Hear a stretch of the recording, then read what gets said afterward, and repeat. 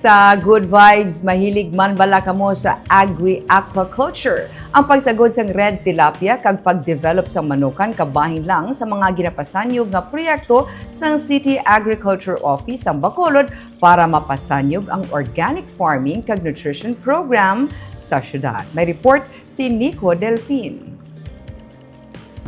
Sa tuanay, isa lang ang tilapia pond gayara sa sulod sang City Agriculture Office sa Barangay Alihis sa Bacolod. Apang karon, may apat na ka mga dalagko nga pond ang ila ginagamit para sa linibo nga mga red tilapia fingerlings nga ginaculture sang syudad.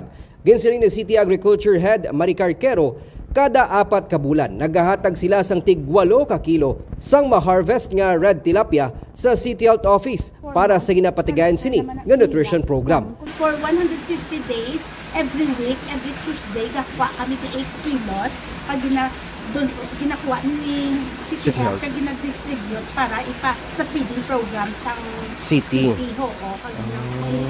With ng CHO man, collaboration sang DOH pag Magluwas diri, naghahatag man sila sa mga fingerlings sa mga barangay nga interesado mag-develop sang tilapia farm. Sa mga barangay nga gusto mag-avail sang sininga project, anong ginaano ta? Masulat lang sila, ma-request lang sila nga they want to avail sang fingerlings sang red tilapia, tapos ibutang lang nila ang ila area, ginamonitor namon kung may capacity at kung pila ila capacity. Ang sa ref bala nga mga taklog na mga 20 na kabilog ginaano nila para lang sa ila nga daw demo Manila kagdason napuslan man ginaano Manila ginaharbisan da yung mangayo naman di sila maamo naman na sige-sige lang. So hindi sa kinahanglan dako gid nga space. Hindi sa kinahanglan kung gamay lang. Pero kung kinahanglan gid nga muna ang idea kung may space sila pero kung sa mga gagmay nga backyard nga sa ila kaya ang ref nga container. Oo, ref nga container bisan 3 kabilog, 4 kabilog. Dugang sa nagalambo nga mga organic produce ang Agriculture Office sa Demo Farm ang manukan nga tuyo nila nga mapasanyog agud mapalabot sa mga kabarangayan ang mga maproduce nga itlog kag manok pareho na lang sang ila ginasagod karon nga mga Chinese chicken.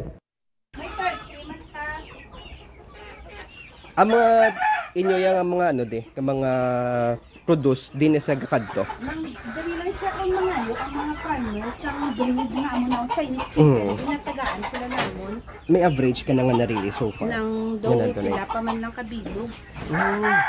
Humalin sang nagliligad nga tinuig, nagapadayo ng pagtanom sa mga organic nga utan kag kararuton sang City Agriculture Office kag pagproduce sa mga seedlings sa tuyo nga iniman ang mapalabot sa mga gulayan sang barangay kag sa mga eskwelahan sa syudad.